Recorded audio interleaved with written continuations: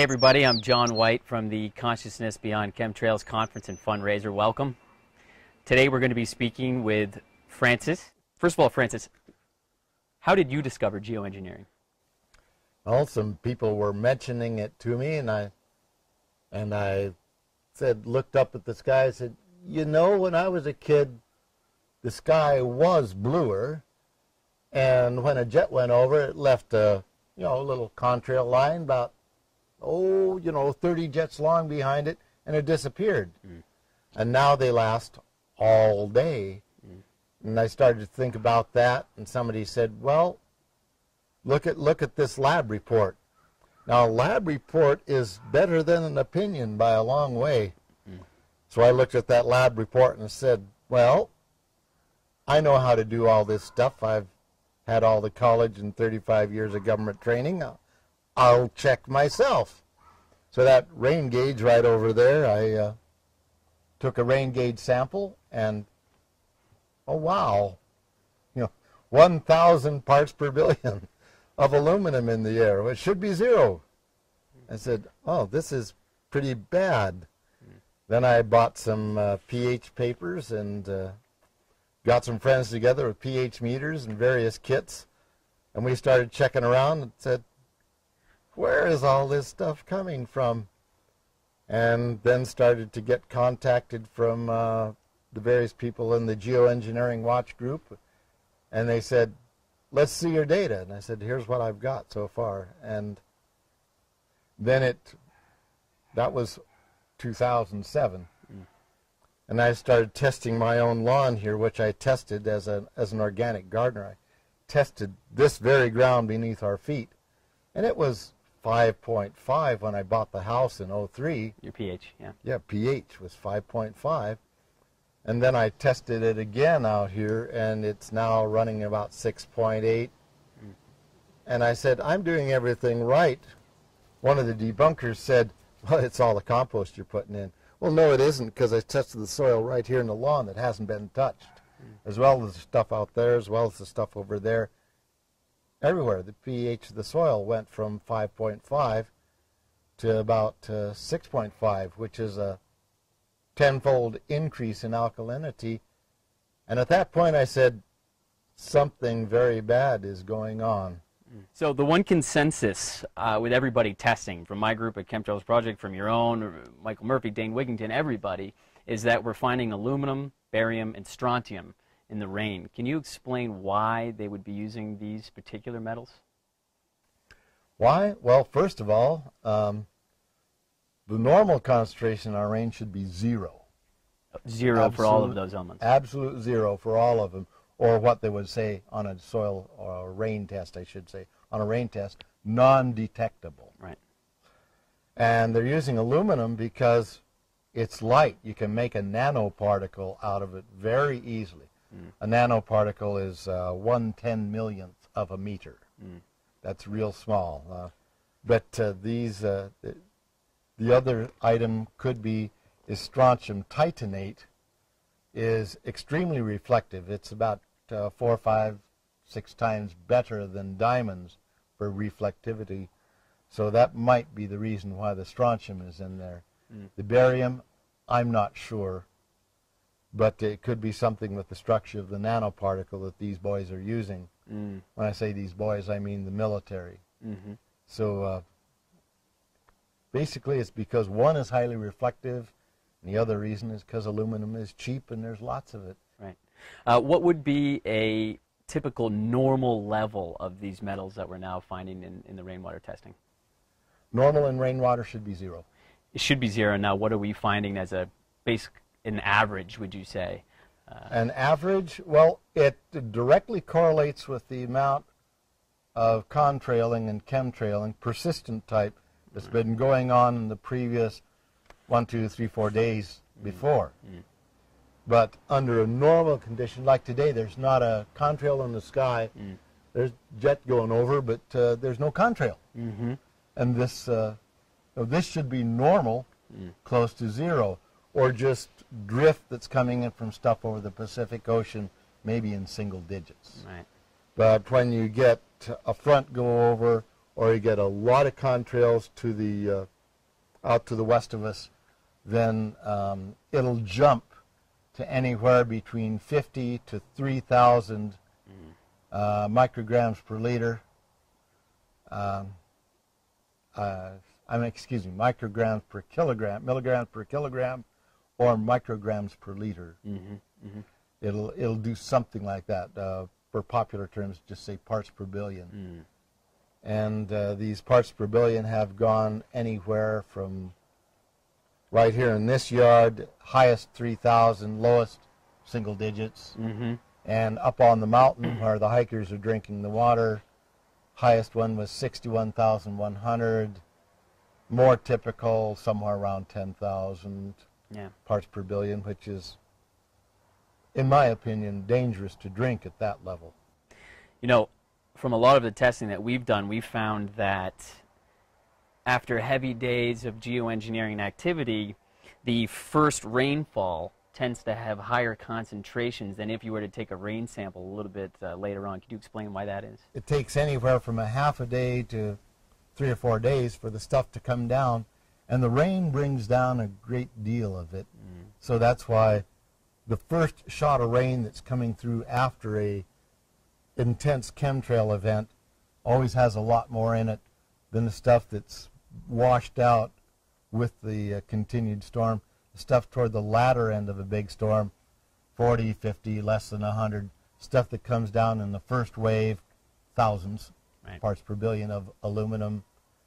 If aluminum is somewhere in the thousands, then the strontium and barium is usually in the high hundreds somewhere. Although we have seen stuff there where the concentration was in the tens of thousands, and the strontium and barium was in the thousands. I think what's something that's pretty important for people to understand is that these heavy metals, especially aluminum, are naturally occurring in earth, in soil. The soil underneath us, I tested it underneath the house, 13,000. Another area in town, tested it there, 11,000. Another place, somewhere around 12. So around here, apparently, our normal soil has about 13,000 ppb. But since the chemtrail starting, this garden area out here and the lawn, 20,000 plus. You know, I think it's going up, and it's stuff coming down the rain is gradually building up the levels of aluminum, barium, strontium here in my garden. I think it's important for people to understand that it is not naturally occurring. These heavy metals are not naturally occurring in our atmosphere. No, it's not naturally occurring in the atmosphere. There's always a little bit of dust. And, for instance, Scientific American magazine, this one, I think it's, what is it? It's one of the February 2012. They have an interesting article in here about dust from Africa going into Florida. And that's true, but we're not getting dust from Asia coming all the way across the Pacific into the west coast of America. That doesn't happen. But it does come out of Africa and hit Florida and the Caribbean somewhat. So we do know, of course, that's south of the equator, so it makes it from Africa over to South America, Mexico, and the Gulf of Mexico. It'll do that, but it's not coming from Asia all the way to California. Yeah, you know, it's really important with all the tests we do at Chemtrails Project and you advise on is people say, okay, so I have 1,000 parts per billion of aluminum in my rainwater. Should that be in our air? Should that be in our atmosphere? And I always have to tell people, no, it's not naturally occurring. You could have an instance, the only instance could be soil contamination or, as you always tell me, coal burning or some other type of thing. And if you can rule those out, then you can reasonably say there should be zero. That's true. Reasonably, it should be zero. Or maybe if it's just odds and ends of silly contamination, the jar wasn't clean, then maybe single digits might show up. And that's just what I call background chatter. But not the thousands. Not the thousands. That's way too high. Even something 40 or 50 is extraordinarily high. But these should be in single digits, if any number at all, if it's detectable at all. all of the Welsbach patent elements, aluminum, barium, strontium, boron, arsenic, sulfur, these things, they should all be in single digits if they're there at all. Single digits parts per billion. The patent you're referring to is, can you explain that a little bit for everybody? Oh, the Welsbach patent, that's the geoengineering patent that the military bought to, it's the basic composition of most of the chemtrails and jet spraying that we see that's persistent. Commercial airlines, usually not. Military airlines, almost always, it's a consistent spraying. Okay. Something very interesting that's come up in the Chemtrails project testing, and I know your own testing, is a lot of people who are not believing these results that we're getting from our rainwater, they like to say these heavy metals are there because of soil contamination. That's the repeated debunk over and over again. However, a lot of the testing that we had at Chemtrails project for several months, and I know your own testing is showing high levels of strontium and barium with no aluminum. I'll give you a few examples and we'll talk about what that means.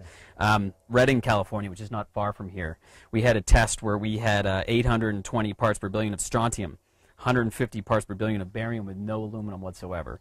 Well, that's proof right there that there's no dirt contamination, because if there was dirt in there, you should get some aluminum. Yeah. And 800 strontium? Yeah. Holy cow. Yeah. You know? Yeah. That's astoundingly high. McCook, Nebraska, 209 parts per billion of strontium, zero aluminum. High. Yeah. Yeah, that's, you know, hey, if it's dirt contamination, you should get some kind of a registration of aluminum. Right. This is from the sky. This is not from ground dirt. This is not soil getting in. Right, thanks. Absolutely, there is no question about that. One area that hasn't been explored all that much yet, but we're just starting to, and we'll just talk about it very briefly because it's a new area. In Scientific American, once again, in the June issue from 2012, there's an article called Painting Our Skies White. And it's what I like to consider is a beginning of, or it's the midpoint of the soft launch into geoengineering to the public. And probably is. And it's about time, too. It is about time. So the admission, though, seems to be also soft, where the only thing they mention in this article and many articles is sulfates, the use of sulfates in geoengineering. Yeah. So I just wanted to ask you, in general, with sulfate testing, what should be normal levels of sulfates we'd see across the country? Well, if it were on the West Coast, normal should be close to zero. Unless there's been a big volcanic eruption somewhere in the Pacific, sulfate should be very close to zero. Okay. But anytime you get Midwest and back east, you have all these coal-fired plants. And one of the standard byproducts of burning coal is sulfur dioxide, mercury, stuff like that. But the sulfur dioxide mixed with water vapor in the air, you got sulfurous acid and sulfuric acid. All of this, you know, is a nice sulfate register, which is coal burning. So I'd be very hesitant to say that it's geoengineering that's causing the sulfates in the atmosphere back east with all those coal-fired plants going off. But if we haven't tested much for sulfates here on the West Coast, but if we get a lot of it, we're going to have to think that probably it's the geoengineering.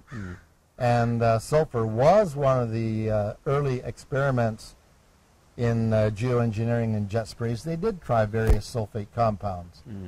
But right now, I'm going to say it's probably the coal and probably not the jets. But if we start getting a lot of sulfates in our tests here on the West Coast, where we've been primarily concentrating on the Welsbach elements, if we start getting a lot of sulfates, then we'll have to say that the military is probably changing its formulas and is spraying sulfates now. But to say it's all sulfates, I think, is an error, because what we're getting here is aluminum, barium, strontium, boron, and arsenic.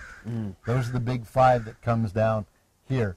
And I'm sure you'd like to have a nice dose of arsenic in your drinking water. It's wonderful stuff. Yeah, I think that the soft launch is focusing so much on the sulfates because it is not nearly as harmful to humans, soil, trees, as these other types of heavy metals are. Those other five are a lot more dangerous Absolutely. than sulfate. Absolutely. Let's talk a little bit about pH levels. So you've explained to me before in some of your evaluation what would be considered pH levels that would be related to acid rain, and what would be pH levels which would be related to this geoengineering. And I'll just give you an example from our own testing from Chemtrails Project UK. We have two different results that just came in, one at 7.64 on the pH, one at a 7.14. That's indicative of chemtrail spraying anytime it gets that high. Anytime it's at that higher level. And when it's at a lower rate, then you would attribute it more to the acid rain? Well, if it's acid rain in its typical form, like back east, it's sulfuric acid, sulfurous acid coming down from the coal plants. And that can be 3, 4, 5, right. You know, down like that. Typical, our rain here on the West Coast, typically, because of plain old carbonic acid, you know, Pepsi. Plain old carbonic acid in the rain. Our typical rain here on the West Coast is 5.5. 5.5. Normal. When you get a nice chemtrail event goes through and you see, you know, anywhere from 10 to 100 jets go over in one day, then our rain acidity makes a jump to about 6.8. And it is measured anywhere about 6.5 to over 7. It's like they're getting in the United Kingdom right now. And then after that's done, it goes back down. Right. But if they keep spraying, it stays up. I measure an isolated thunder shower, like if we had a thunder shower this afternoon, and there's no chemtrails, hardly any right now, and the normal jets are doing their normal thing right now, I would expect rainwater 5.5. And that's what I almost always get. But if we had a big chemtrail event, 2 or 3 days later, the rain would be back up to 6.8, 7.0. And we think it's the aluminum hydroxide and the barium carbonate, barium oxide, barium hydroxide, various strontium carbonate, strontium hydroxide, if there are such compounds. They're usually hydroxides and carbonates and oxides of aluminum, barium, strontium, and the other stuff that's in there is usually what's shooting it up. And like I said, it's ruined my garden composting. I try and compost with pine needles and black oak acorns and black oak leaves and a shot of elemental sulfur and stuff like that to try and keep my acidity in the acid range, but those damn chemtrails keep on changing this garden to 6.8. So I'm having a devil of a time. You know, on that point, you're also a master gardener. Yes, sir. And a lot of people in my channels, whether it's on Facebook or through the website, they want to know, in your opinion, what is the detriment of this geoengineering to the soil and to the crops that we're trying to grow? Probably the worst thing that's going on right now is changing the pH. Most gardens do well at somewhere around 6.5, 6.0, especially stuff like this tomato crop behind us. It does better below 6.0. The potatoes, same thing. Do better 6.0 or lower. And when the chemtrails keep on shooting it up to 6.8, 7.0 and higher, they don't do so well. I still get tomatoes. Right. It's not like they're wiping out my crop. But it doesn't do as well. And gradually it will get worse over time if it continues. Probably will. But then again, aluminum hydroxide is a terrific buffering agent. So it'll probably shoot it to close to neutral and stay there. Aluminum hydroxide, Pepto-Bismol, Aludrox, upset tummies, acid stomach. That's the beauty of aluminum hydroxide as a compound, is it shoves everything that's super basic to neutral and shoves everything that's super acid to neutral. Everything is neutral and everybody thinks that's a happy spot. That's not so. Garden has to live at somewhere slightly acid. Excellent, thank you. So a lot of people are also asking, is there anything we can do to protect our crops? I can see here, you know, you're doing some covered growing. A lot of people are asking, is the only solution really to be using greenhouses at this time? Well, the covering there is to block off a lot of the UV that's coming from the ozone destruction that's coming off from these chemtrailing at 40,000, 50,000 feet. It's wrecking a lot of the ozone. So we are getting very high UV coming down right now. very high UV. So, and we're finding that blocking off some of it seems to help. There's some test tomatoes over here, some test tomatoes out front, and we're getting a lot better fruiting on this stuff that's under the canopy. So we'll try it again next year and see if it's the same results. And I'd tell gardeners, test it out. Test it out. Try some under a canopy, some not. Try some with something to make your soil a little more acid, like ammonium sulfate or elemental sulfur. Test it out. See what happens. And if you're doing better some way like that, well, good. I will say that eventually, to go back to the previous number, all this aluminum, barium, strontium, boron, and arsenic that's coming down at us now, it's not removable. We will have this forever. The question is, will we hit a tipping point like we've hit with global warming, or will we just kind of like everything is just kind of going to gradually taper off and the food supply is gradually going to go down, which means the food supply, the price of it is going to go up. You know, supply goes down, price goes up. And you can expect that to happen very commonly with our food supply. You're going to see prices going to go sky high on food here fairly soon. So in regards to food and the effects of the geoengineering on our soils and our ability to grow food, you know, there's some genetically modified GMOs, genetically modified organisms. Arborgen, who makes genetically modified trees. Monsanto is the leader in genetically modified crops. Do you believe that these are being and will be introduced as solutions to the problems that we're seeing in the soils because of the geoengineering? Well, I look at this as a corporate solution which is designed to make them money, which isn't going to do anything for the rest of us. And I look at it from the ecological standpoint of saying that mankind cannot survive on 20 or 30 GMO crops. We can't survive on 20 or 30 GMO trees. And I don't think GMO does much good for our physiology besides. And there's studies out there that says it's not very good for the cows or the stock that eat those GMO plants anyway. And there are some allergic reactions that are showing up in the human population to even to GMO cotton and various GMO foods, particularly corn and soybeans, are among the most dangerous of the two. And the human race cannot survive on corn and soybeans. We've got to have green beans. We've got to have tomatoes.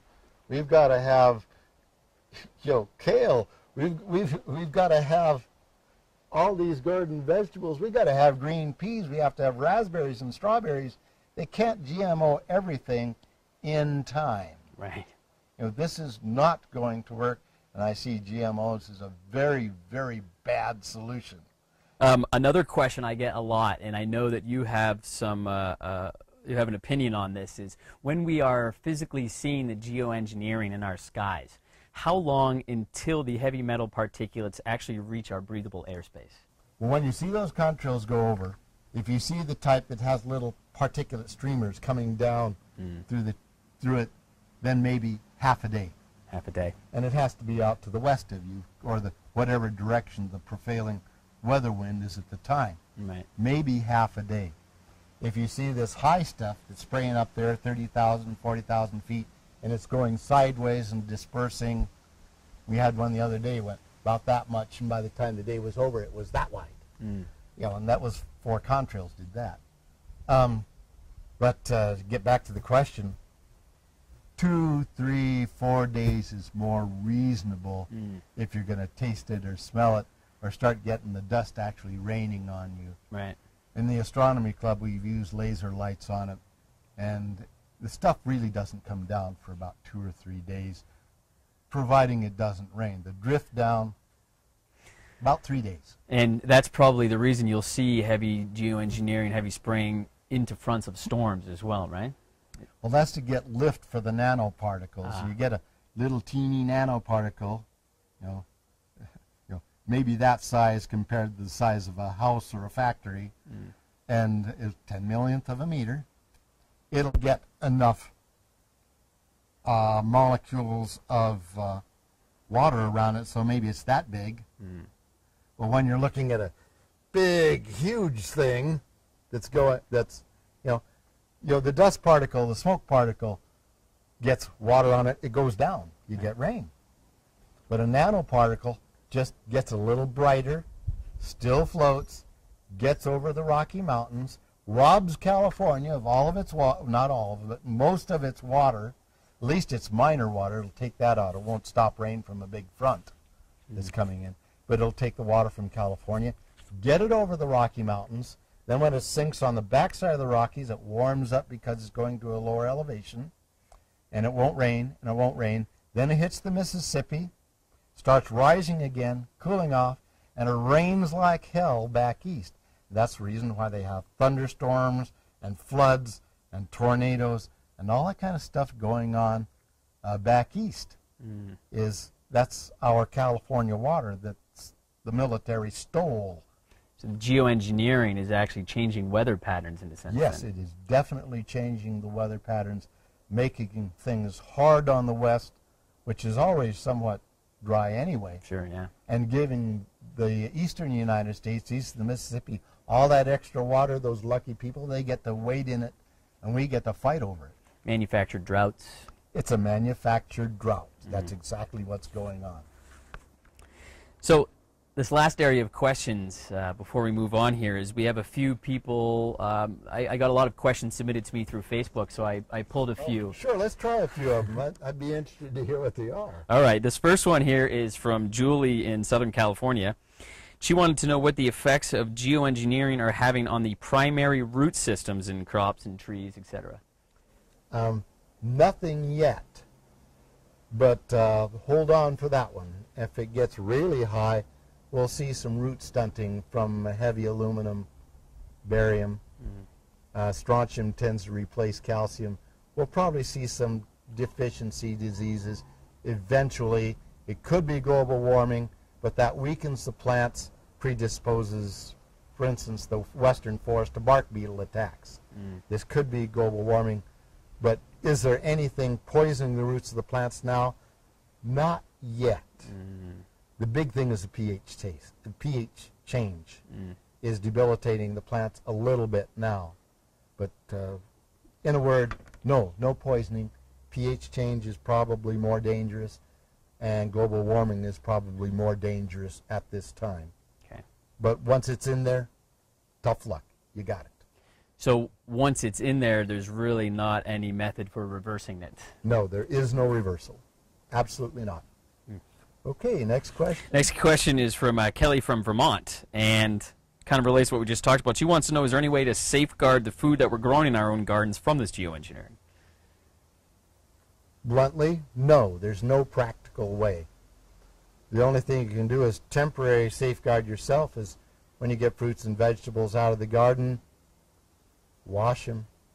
Okay, Francis, this last segment we're going to do is really addressing some of the things that the debunkers have been throwing your way. A big thing that I hear a lot in my networks is, oh, you guys don't address some of these claims we're making, and you only state your own facts. So we want to actually look at some of those points that they've been making. So we'll go through a few of those right now. First thing that they say is that the EPA lab data you're getting is falsified, and that the lab itself could be compromised. Yeah, I've had people tell me that this guy on the internet debunked it, and he said, and my reply to him is, do you really think that I'm going to pay for a lab test that's rigged, or I'm going to falsify my own data and submit something that I know is wrong? You know, I'm after the facts here, folks. I'm not interested in making a big practical joke about things. The other thing I would add, too, is we use national laboratories, my own group back east, and they have the same high reports of aluminum, barium, strontium. Yes, I mean, it's consistent. Yes, consistent nationally, and I don't think every EPA lab in the world, in the United Kingdom to boot, and Australia, and Hawaii, I don't think all these labs are false. They're not all compromised. Okay, what's the next one? Another thing that they tell you is that there is more than 4 jet flights going over Mount Shasta daily. You've heard, I believe, 109. I've heard 117. Very specific. Well, the way that started out was we called the FAA in Reading and we said, how many flights over Mount Shasta daily? Now, unfortunately, there was no clarification from the FAA whether that meant directly over Mount Shasta, visible from Mount Shasta, or just what's leaving the airport. And they told us 4 on the phone from the FAA. And then we called the San Francisco FAA and asked them how many flights, and they said, well, why don't you go to this website? So we went to a website called FlightAware that tracks all the jets on the West Coast. We zoomed in on Northern California, and the truth of the matter, if you want to count what's visible from Mount Shasta, there's somewhere over 30. We watched the website for a few hours and watched these planes go over, and we came to the conclusion there's somewhere over 30. Could be 100 on some days. Like right now, you can't see a thing except an occasional jet going over that leaves no contrail at all. And you can't tell me that there's absolutely 0 going over right now. It's obviously today there's nothing happening. But when you have a front coming in, or just for some reason, I have no idea, you get these sieges of contrails where there's 100 contrails up there at once. The sky is just white with lines, some of them going the opposite direction from FAA tracks. All we can say is the ones that lead the persistent contrails, we put the big telescope on them. The contrails are almost always military, KC-135s and 434s. It's a double-engine cargo jet. And usually they got a belly nozzle on them. It's very interesting that your own observation, you're actually able to determine the military planes. Yeah, I had a fellow from the military identify them for me. Really? Yeah. There you go. It was at the, we had 500 people attend a conference in Reading. Okay. And we had a military guy there, and he identified these jets as 135s and 434 military jets. And you can also tell when you look at the jets, if it's got a row of windows and a racing stripe on it, it's a commercial jet. Right. And most of the military jets don't have the row of windows, and they don't have the racing stripe or the red belly or something like that, the red nose on them. Right. Military jets tend to be just plain whitish gray, and not very many windows down the side. And the military jets almost always are leaving a contrail that's going to last for 8, 9, 10, 12 hours. So that's how you tell. So, you know, another area that they mention is that you like to address the fact that this is a military operation, and they say that you can't prove the military is spraying. You know, every 100 miles you have a square on a checkerboard. You know, that's definitely a grid pattern being laid down when you got these squares, and you see it on satellite photos very consistently.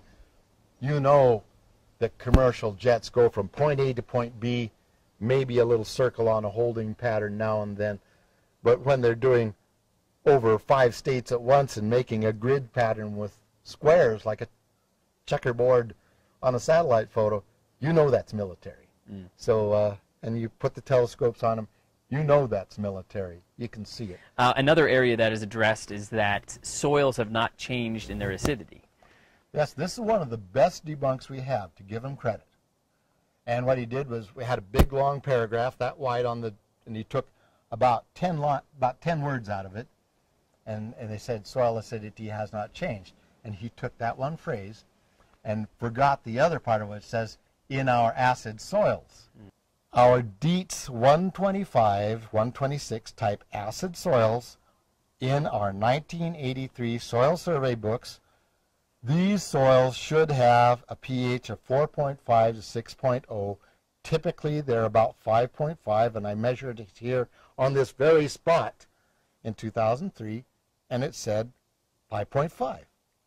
It is now between 6.5 and 7.0. That's in the acid soils, and we've got over 500 tests now that back that up. Soils are now 6.5 to 7.5. That's the way it is. Now, in a Diu 138 soil that's already 7.0, and similar soils around Wairika, in those types of soils that are already 7.0, we've noticed almost no change. Almost nothing has happened. And we think that's because there's aluminum hydroxide in the spray, which we've discussed previously. It's a buffering agent. It drives base to neutral, and it drives acid to neutral. So a soil's already neutral. What do you expect? It's going to stay neutral because it's getting this aluminum buffering agent coming at it. So we have this marvelous consistency that the acid soils went to neutral, and the neutral soils have stayed the same. The acid has gone 10 times more basic than it should be. That's the way pH works. Every single number is a multiplication factor of 10. So 5.5 to 6.5 is 10 times more alkaline. Next point that was made is that rain pH has not changed over the years.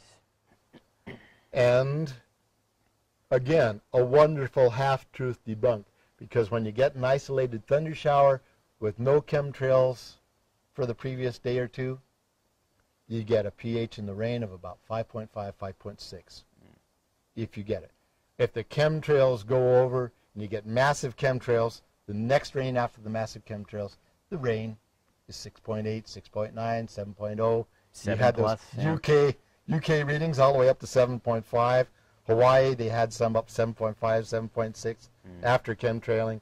The point is that these ratings for the acid in the rain are directly, absolutely correlated to the amount of previous chemtrailing in the previous 2 or 3 days. Lots of chemtrailing, the rain goes basic. Almost no chemtrailing, the rain looks absolutely normal, about 5.5. The other thing, we've covered this a little bit already, but we'll talk about it again because it's mentioned just so often.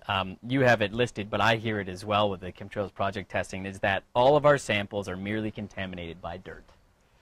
Well, most soils have aluminum in them, and if we're getting a lot of samples that have no aluminum in them, how can they have dirt in them? No aluminum, but high levels of strontium and barium. Yeah, high levels of strontium and barium, but no aluminum. Yeah. If, you know, most soils have some aluminum. If you get a sample of dirt from this very yard, under the house, where it's never been rained on before chemtrailing, you know, it hadn't been rained on for 50 years underneath the house. We measured that. We got 13,000 part per billion of solid dirt. Of aluminum. Yeah, aluminum. 13,000 of aluminum in solid dirt. Now you went up on the mountain, we take a scoop of snow, and it's getting 61,100. Up on Mount Shasta. Yeah, parts per billion of dirt. You know, you can't get that kind of a reading in ordinary dirt. And I think that's one of the best arguments for chemtrailing at all. We need to do something about this, and we haven't got much time left. And we've got to get together as a community and love thy neighbor. Francis, thank you for taking the time to talk with me today. And thank you so much for being here, John. Absolutely. It's been great and to meet I hope this is viewed over there at the program in LA. We hope this has been useful to a great number of people, and I'm available. The websites are there, geoengineeringwatch.org, Skywatch. There's a lot of them out there. Well, thank you, Francis. Thanks, everybody, for watching. Take care.